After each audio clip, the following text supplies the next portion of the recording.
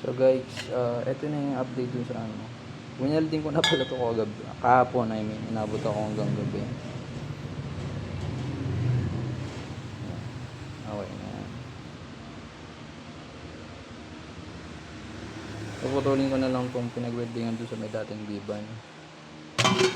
Ito yung isa.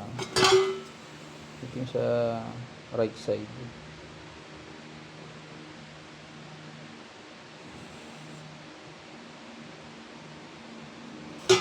Tapos ito yung ano nila, yung biban nila. Side sa reducer, yung 2.5. 2.5 to 3 inch. Actually, malaki siya. Pero okay na yung welding.